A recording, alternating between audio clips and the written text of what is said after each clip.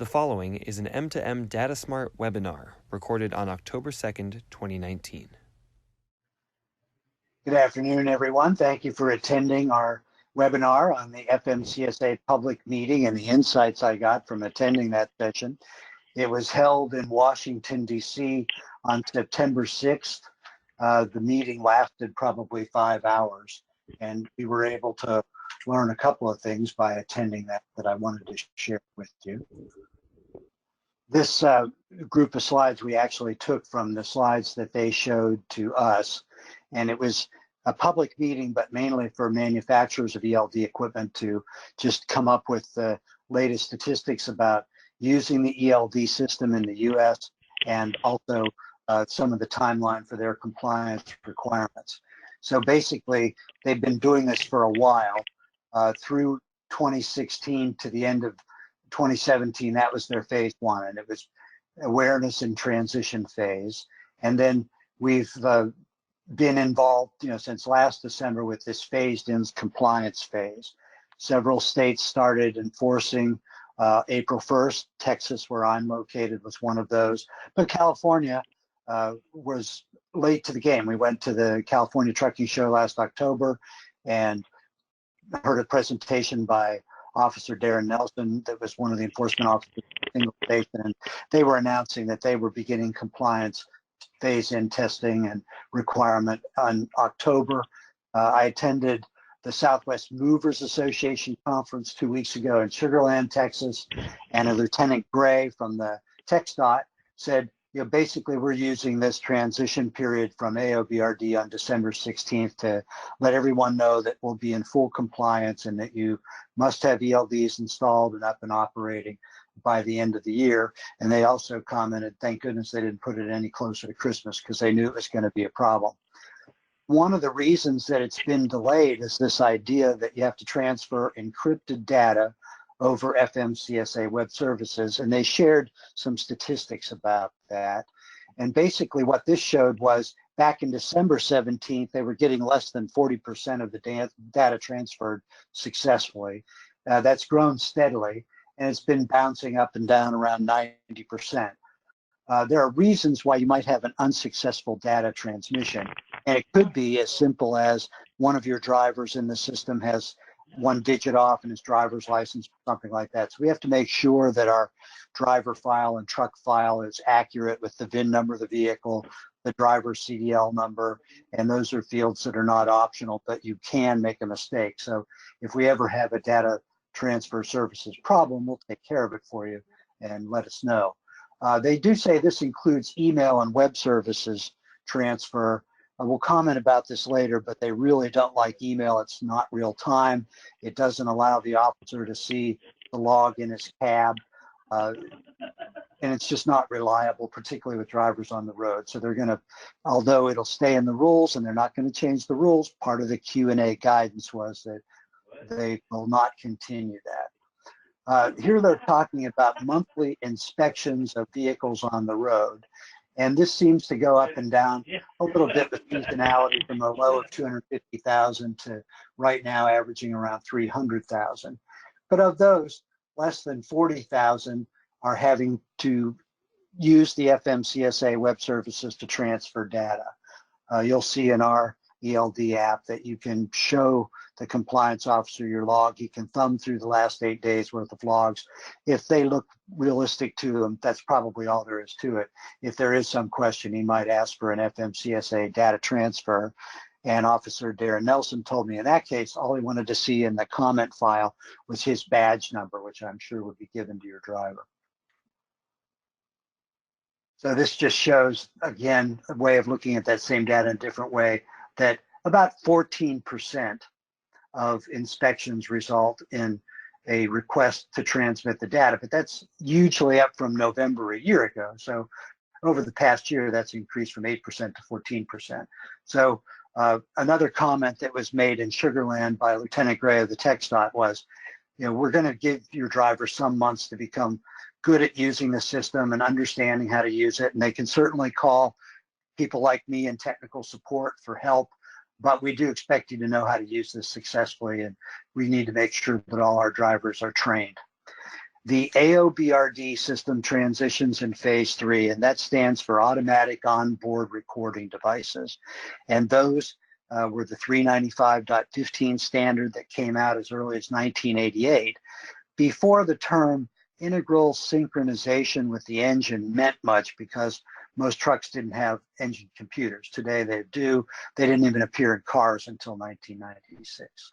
So you can continue to use that through the end of this year, but on December 17th, you must transition over to the ELD mode. In our case, we have an AOBRD version and an ELD version, and it's simply a switch contact setting up the truck. AOBRD was assigned to the truck, not to the driver. It wasn't a driver status. It just meant that you had an older truck that may not have been compliant, or one that you purchased before the 2-year phase-out period, because those systems were often quite expensive, costing $3,000 or more per truck. They wanted to give companies a little more time to amortize that expense. In the ELD rule, they didn't address how to transfer data. But of course, as you're aware, in the ELD rule, we have several options, and we'll show you Bluetooth and email and FMCSA web services. But FMCSA web services is the easiest for the driver, the easiest for the compliance officer, but it helps if the driver's tablet has a data plan, or if he's using a phone with a data plan. That is not required by FMCSA regulation. The letter of the law is you're compliant if you update the information with the server every 7 days, but that makes it not real time, and they don't like that as much. This is that internal synchronization. We have a small device, and I'll show you a picture of it in a little bit. It's about the size of my business card. It has a GPS. It has a cellular modem on the LTE Cat M1 network with AT&T SIMs. It will capture up to 50 operating items in the engine. The 5 that are required for ELD are the VIN number, the RPMs, the fact that the engine is on and running, the speed, and the engine hours. And those are normal parameters for the larger trucks, like the 9-pin Deutsch J 1939. Some of the older trucks don't have some features. That's the 6-pin J1708. Our device has a native connector that's a 16-pin J1962, just like the OBD plug-in in your car. But some very large trucks have that same sort of plug-in. Volvo over-the-road trucks use that. Some Isuzu trucks use that. Some Hino trucks use that. And virtually all the Fords do, up to the F750. So if you use that type of vehicle. The rule is that any vehicle over 10,000 pounds have the LD. An F250, not loaded with anything, will have a 10,000 pound GWBR. The model year 2000 or newer on the engine serial number is exempt from the ELD requirement. The driver still must have a record of duty status, but can use a paper log. And in the case where you have an older truck, our app itself acts like a brightly colored paper log, and at least everybody's in the same system and it's updated to the server. We're also able to use the best available information, so we can couple it to GPS speed if you'd like to do that. Recording vehicle location information. Under the AOBRD rule, you could actually record it at each change of duty status and do it manually, but it gave an address. Under the new ELD rule, there was a protection for the drivers called the Driver Discrimination Clause, and we have to truncate the GPS location. And you'll get the nearest city or town with a population of over 5,000, a vector and a distance. So it might say 5 miles south-southeast of Cedar Hill, Texas, and that's as close as it is. You kind of know where he is, but you don't know that he's in the parking lot of the local McDonald's, for instance. So when you use personal use and yard moves, those are perfectly legal and allowed in the ELD system. There are really very few limitations to those. Sometimes companies apply more stringent limitations than the federal government. But you should put it into personal use before you move the vehicle, because once it's moved, we're not allowed to edit drive time under any circumstances. And editing is allowed in both systems.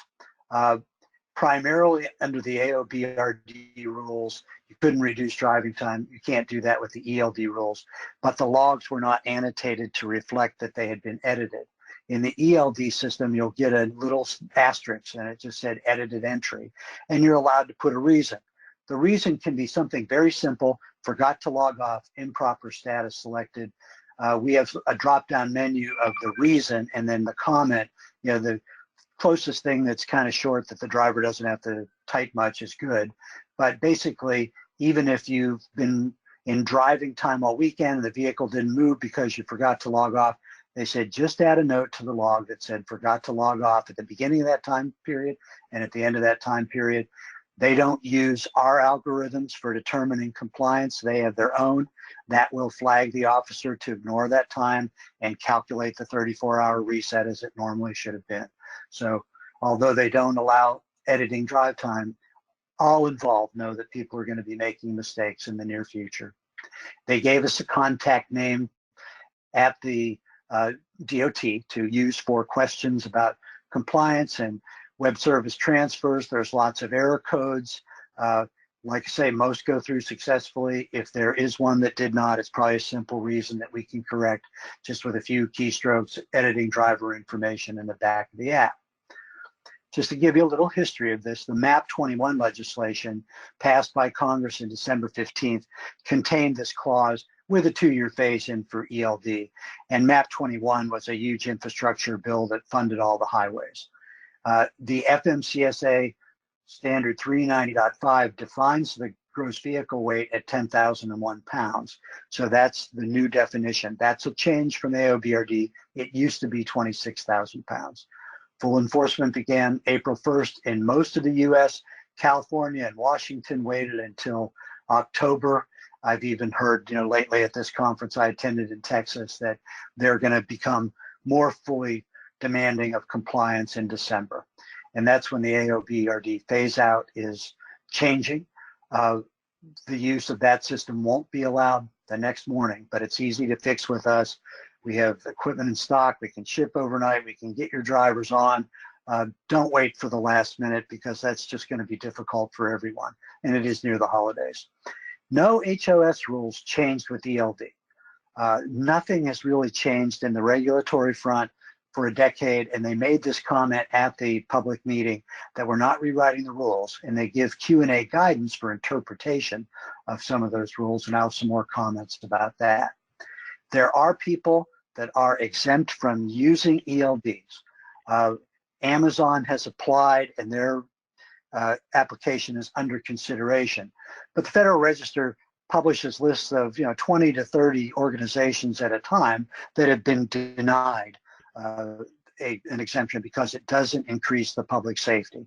The whole idea here is to make sure that drivers are properly rested, that they don't get overly fatigued and cause unneeded accidents, and that they want everybody using this. The Motion Picture Association of America is exempt. If your state uses special funding to make movies, UPS for that local brown truck that makes your home delivery, that's exempt, but the big over-the-road trucks, of course, are not.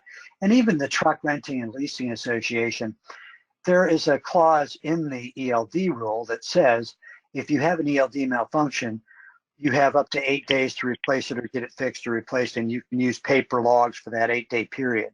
They do require that you carry this 8-day supply of paper logs in the truck.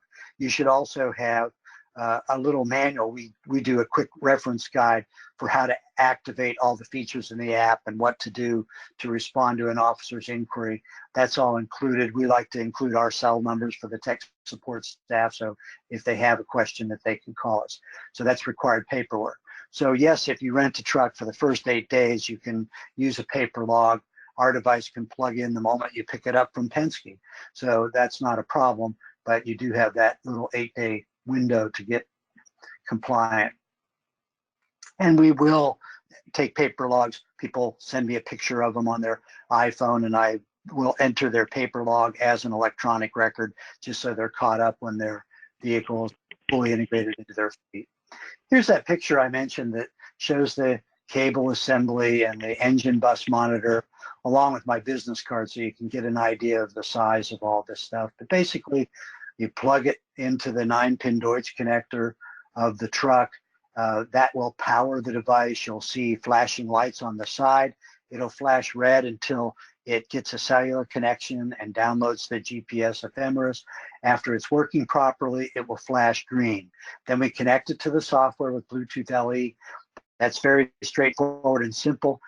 There's a manual connection required the first time, but we record the IMEI after that, and it'll always go looking for that. If you buy the tablet with the data plan and the engine bus monitor from us, we'll prepare it and send it out prepared with all your driver's login information before he even receives it and have his name on the box. So we make it a little easier for a good out-of-box experience. People ask me all the time, what's different about the Datasmart ELD system from other ELD systems? And my first answer is nothing. It's a federal regulation. It's extremely well defined. The certification process demands that we accurately reproduce the results to 313 individual tests. So things should look pretty much alike. People have been using paper logs with the grid chart for a long time. But you'll notice on the side where we say view log, that's another screen, rather the logs button right off this home screen right here. You'll see on a good ELD log 20 to 50 transitions during the day. A paper log might have had 5. The clocks on these tablets and phones are extremely accurate. We give a countdown clock when somebody takes a break. When you press the start break button, you'll see that countdown clock. And you can set an alarm and do an audible alarm if you want to alert yourself that you can then, have satisfied your brake requirement and move on with the rest of your day. That's particularly helpful for hazmat drivers that have to take a break inside the vehicle, and it'll warn them that they can get ready to go. Other features that I like that I think are differentiators is you notice on the left the buttons are green, we have loads of time, and on the right we're out of time. Our system will warn a driver of an impending violation, and the buttons will be green up until he has driven for 5 hours. At that point, they'll turn amber or yellow, and it's about this color here. And that indicates that you have 3 hours until you have to make a transition change, either taking a break or going off duty. And then at 1 hour in advance of taking your break or going off duty, the buttons will change to red and you'll see it on a countdown clock. That's just to help you avoid violations. That's not required by FMCSA. Most software companies don't provide that. It's a little bit complicated to implement, but we had already done it back when FMCSA then gave us the guidance that it was too hard to do, so we didn't have to do it. Well, we were done. We also have 2 screens like this. This is the lock screen when the truck is in motion. So it'll change to on-duty driving and display this lock screen when the vehicle is going 5 miles an hour or more. There's another version of that called the 4 o'clocks, and instead of just the time to the next break, it'll give the time of this weekly drive status, and to give all the information that they could also get by hitting the shift cycle button here. And you can hit that before you even log on, so a driver can see what available time he has before he even logs on to work for the day. Randy Young runs our technical support group out of the East Coast, and he's based in Danbury, Connecticut. And Randy, I'd like to introduce you at this point to show some of the app screens here and how they're used. Okay, thanks, Jim. Good afternoon, everyone, and thanks for joining our webinar. I'd like to show you a few of the main screens in our ELD Hours of Service app. These slides are screenshots from an Android smartphone. Of course, it's also used with iPhones and tablets. We have tablets available for only $120, which is a lot cheaper than a phone these days. The dashboard here is where you log your duty status and determines compliance with the hours of service regulations. This app is really easy to use. Drivers are comfortable with it after just a few drive cycles. The HOS app has an automatic night mode that changes this color scheme so that it's not blinding the driver when it's dark. Up top, we have the action bar, which is the starting point. On the left is the hamburger icon. You tap this to open the main menu. You can also swipe from the left edge at any time to get to the main menu. Then to the right of the hamburger is the connection icon that shows whether or not it's connected to a V-Bus device. The X shows that it was disconnected at the time I did this screen capture here. It shows an antenna with waves when it's connected, and it flashes when it's in the process of connecting. Then there's also the connect button below that also initiates connectivity to the device.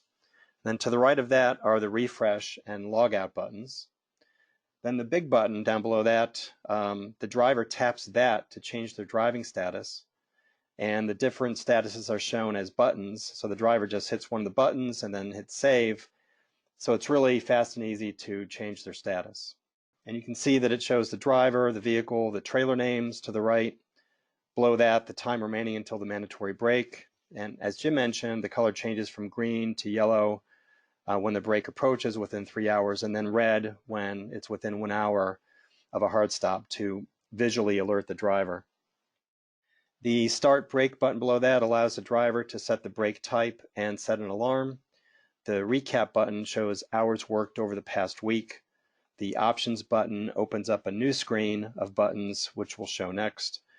The DVIR button initiates the driver vehicle inspection report.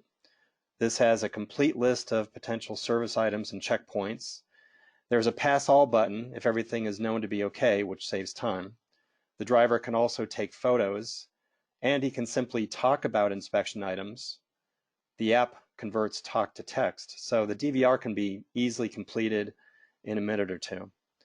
The roadside inspection button is used when the driver is approached by a DOT officer, and we'll show a couple slides on that coming up. The logs button allows a driver to view and update his recorded duty status events. This area also stores shipment data and sends logs out to intended recipients. Jim also mentioned that the shift cycle button shows the current drive time remaining for the shift and the cycle and the time until the mandatory break. So when the options button is hit, this screen opens. It accesses various tasks, including management of vehicle and trailer info, adding documents, and log review. The switch equipment button is for changing vehicles or trailers. The remark button is for recording notes. The gain time button displays how much driving time you'll gain after going off duty. For example, going into the sleeper, the shift reset is at X time and for Y hours. The data transfer button is key, so we've got a couple more slides on that coming up. The document button provides an easy way to capture and view documents such as bills of lading and accident photos. The shipping docs button is for entering manifest number, shipper, and commodity. And if you have a co-driver, logging that driver on needs to be done here before switching to the co-driver using the button below that. And the exception button accesses the complete list of available driver exceptions allowable by law, which can really help your driver stay on the road and maximize your company's efficiency. That's very important. And then other hours of service apps may not have all of these exceptions. We've noticed that by looking at the other apps that are out there. So if you hit the roadside inspection button, you get to this screen here, which gives pertinent information about the trip and also the log. Continued here. Time, location, duration, odometer, etc. And then if you hit the data transfer button, you get to this screen. You select the vehicle. I've got one of these in my Buick Enclave, as you can see, and then you select your data transfer method. And now the greatly preferred method, of course, is the web service one at the bottom where it goes directly to the FMCSA. Jim, back to you. This is again from the FMCSA public meeting where they gave us some Q&A guidance. So just to reiterate, they said never edit driving time. Anything other than driving status may be edited by the driver or the fleet manager. Unidentified driving time can be edited, assigned to different drivers, or it can remain in the unidentified driver account. They don't really say how much of a percentage of total unidentified driver time is too much. But basically, if your fleet drives 10,000 miles a month and you have less than 300 miles in unidentified drive time while maintenance was being performed or small things delivered, that should be fine. Their message loud and clear was annotate, annotate, annotate, before and after. Whenever there's a log problem, a note will suffice to have them run other checks to see if you're in compliance. They understand your drivers aren't computer people. They may make a mistake. So that's perfectly okay. And Lieutenant Gray said during this TxDOT conference that the Southwest Movers Association, he said, I just want to get to the truth. And if the driver can explain it to me, I will accept his explanation, as long as he's convincing and, is honest. I think there's going to be no problem at all. Another thing that they really emphasized was, this program had originally been delayed since 2010. The OOIDA took it all the way to the Supreme Court and was turned down. They were absolutely unequivocal. There were no extensions to the implementation timeline now. December 16th, everybody must be in compliance, no exceptions. While we were out at the California Trucking Show last year, CARB, the California Air Resources Board, made a presentation. And they said the same thing. As of October, there were no more extensions, and yet there were 200,000 trucks on the rolls of the license bureaus in California that were not eligible to drive on the California highways due to air pollution requirements that require an engine of model year 11 or newer. Use of AOBRD systems after December 16th will result in an out-of-service condition. Not only will your vehicle be at the side of the road for 10 hours, but you have to have an ELD installed before you can move. So pretty onerous problem there. It's definitely going to affect your business. The email requirement for data transfer will probably be removed because it's unreliable and not real time, but they're not going to change any rulemaking for that. An encrypted email looks confusing because it's machine readable, not people readable too. They're doing quite a lot of training right now through the FMCSA with compliance officers, and the FMCSA has no direct compliance legal authority other than local authority. So every county in Texas, for instance, 254 counties, enforces in their own way, and the tickets can vary from $200 to $500 if you don't have an ELD. But the local authorities and way stations and highway authorities within a state will make these determinations. You don't have to use the federal rules. You can use the intrastate rules while appropriate. Our app lets you choose that option. In a large state like Texas, sometimes that's helpful. For instance, there are 17 states that have less onerous rules than the federal government. We've detailed them all in our app, and you can choose them. In the case of Texas, you can drive 12 hours straight without a break, but you can only work 12 hours. Even the federal system, there's some other options to even extend your working day to 16 hours once a week. The FMCSA will continue this retraining of all law enforcement personnel until the sunset date of December 16th. And after the 16th, you must be in compliance. And we do get a lot of tech service requests, and here's some of the common ones. This is actually the technical staff that we take calls from your drivers. Our cell phone numbers are on this slide. They're on the booklets that we give to drivers for a quick reference guide and things like that. But we'll take their calls directly, edit their logs, work with them, get them up and running this morning. And I got my first call really last night around 8:30 p.m. and the phone started ringing early this morning because there was a new revision required for the software to be FMCSA compliant that came out today. So in those cases, you're not contacting some group and logging a ticket with a foreign call center. You're talking directly to Randy, myself, or Alex. The common requests are, I forgot to log off, need to correct that. That's very easy to do. The app will wait 5 minutes and ask the driver, if he hasn't moved, would you like to go on duty not driving? If he says yes, it'll transfer immediately. It'll wait another minute and just do it for him. And then that 6 minutes is actually refunded to his time. So even if he walked away from the vehicle over the weekend, it should be in an easily editable on duty not driving format. If he didn't even wait the 6 minutes, then it's stuck in driving over the weekend and you need to annotate, as we talked about later. Logging on a co-driver is not difficult, but you have to define who the co-drivers are. At the beginning of a trip, we support up to 8. That's more than you would normally use, but because the hours of service regulations are exact in terms of the clock, sometimes routes that used to squeak by in 11 hours really no longer can. And for driving produce and perishables and things like that, they need to have co-drivers. 95% of our requests are for editing logs, but we are experts on the rules since we wrote the software, and we can talk about how to use split sleeper berth time and help people with if to mileage by state questions and general login and connection questions. The one exemption that I really want to be sure that everybody knows about is that on any day for unforecast circumstances, you can extend your driving time by 2 hours. So the federal system is you can work 14 hours, drive 11, you have to have a 30-minute break after 8. You can extend that driving time to 13, and then once a week, you can extend your workday to 16, which is the more practical use of that 2-hour extension. And it can be snowstorm, flood, traffic accidents, all kinds of things can cause people to be stuck in traffic for hours, and they need that extension to do the routine work that they were assigned that morning. So if there's any other questions, we'll open up the floor to those right now, and let us know if we can be of any assistance.